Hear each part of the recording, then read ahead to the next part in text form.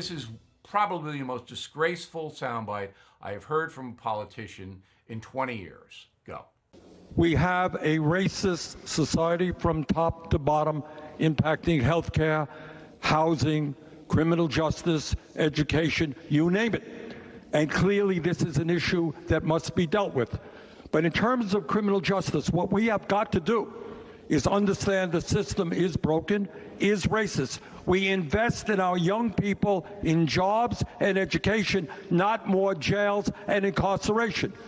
We end the war on drugs, which has disproportionately impacted African Americans, Latinos, and Native Americans. Okay, so we're all racist according to Bernie Sanders. Racist country. All right. So that should disqualify him from any further discussion about being president of the United States, but it doesn't, because the media believes that and the far left progressives believe that. We're a horrible, terrible country, always have been. Always have been. From the time the Pilgrims came over here, we've been racist.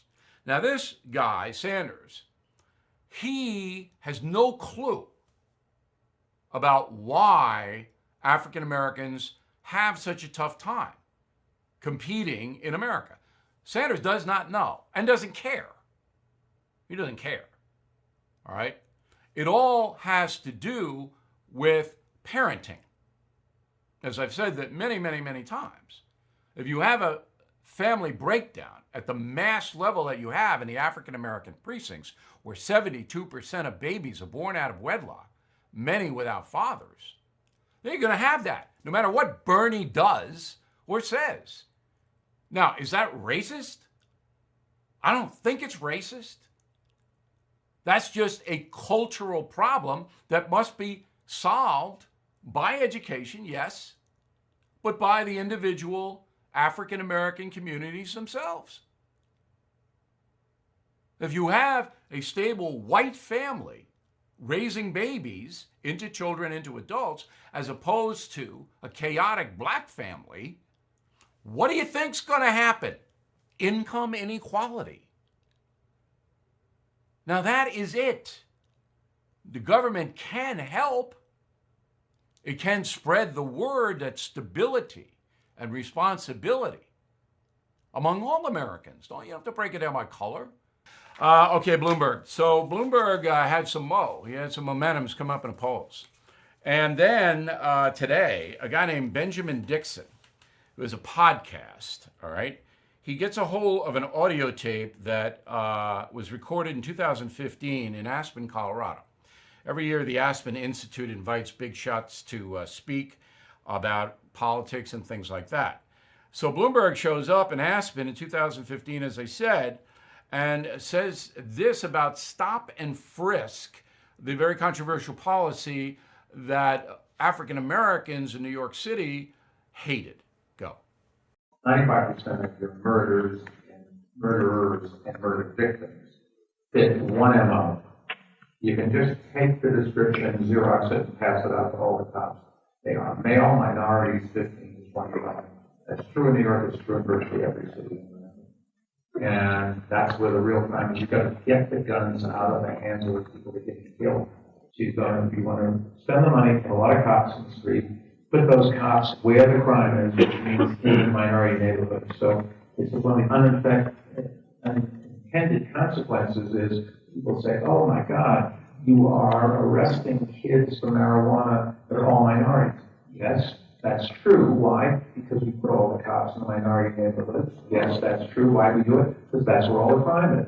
And the way you get the guns out of the kids' hands is to throw them against the wall and frisk them.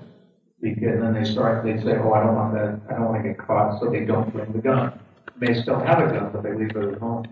Now, you could say that if you were running as a conservative Republican, but you cannot say that in the Democratic Party. You just can't. Throw them up against the wall?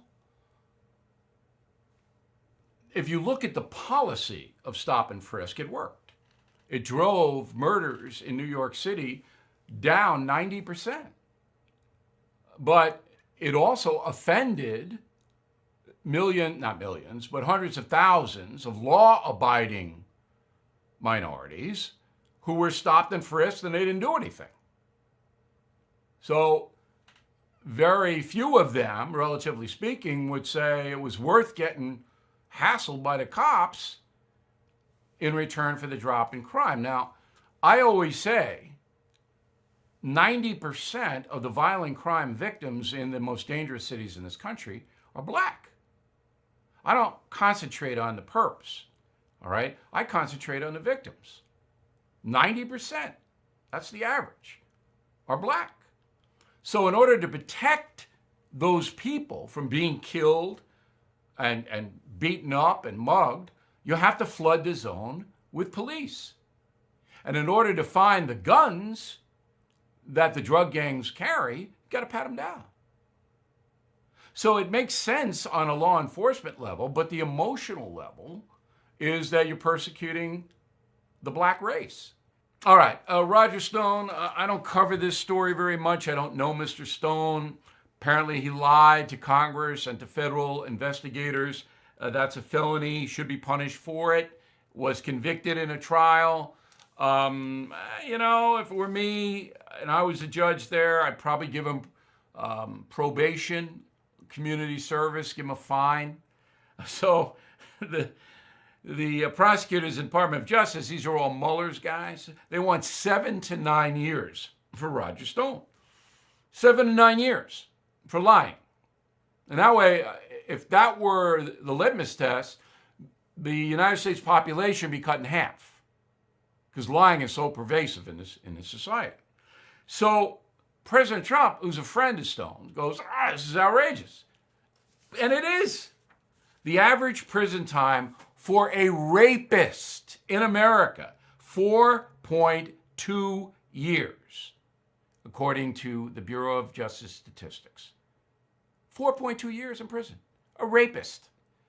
Negligent manslaughter. That means you leave your little kid in a car and he or she dies. 4 years. Stone, 7 to 9 years? So the dishonest press should say, hey, Donald Trump is right. That sentence is insane. So Trump makes it public, and all of a sudden Barr goes, well, we're not going to ask the judge for that. Department of Justice. So the 4 guys who wanted Stone to go away for 7 and 9, they quit. Well, wait a minute, pal. You talk about punishment not fitting the crime. This is just revenge because you people on the Mueller investigation came up with nothing. So now you want to punish Stone in a disproportionate way. And then Trump says, well, I didn't have anything to do with it. Come on. Of course he had something to do with it. That's Donald Trump. He didn't make a direct call to Attorney General Barr. He didn't pick up the phone, right? But by making a public statement, the president inserted himself into the sentencing. You don't say I don't have anything to do with it. Come on. This is what I mean. This is the society we live in. If I were President Trump, I would say, yeah, it's not right. And Trump's going to pardon Stone anyway. It's absolutely going to happen. And that's what the setup was. But the president didn't have to say I didn't have anything to do with it. Of course he had something to do with it. So Bernie Sanders. I told you that Donald Trump wants to run against him. I wrote it in a column. I don't know what else I have to do. Well, again, Mr. Trump makes me a prophet today by saying this. Go. Who's the Democratic frontrunner, sir? That's a good question. I would say Bernie looks like he's doing very well. Why is he surging? I think people like his message. He's got energy. His people have energy, but they like his message. But a lot of people don't like that particular message. But there is a group that probably agrees with it, and whoever it is will take them on. But it would certainly seem that Bernie Sanders has the advantage right now. Okay. Donald Trump really wants Sanders. Bloomberg be tougher. Buttigieg probably tougher. Klobuchar would be tougher. Because Sanders, yeah, he's right. I mean, his fanatical supporters are there, but they're not there in great numbers, and they're declining.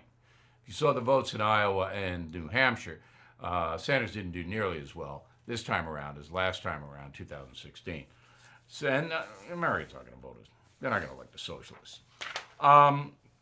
Trump attacked Bloomberg today, called him a quote, Mini Mike is a 5'4" mass of dead energy, does not want to be on the debate stage with these professional politicians.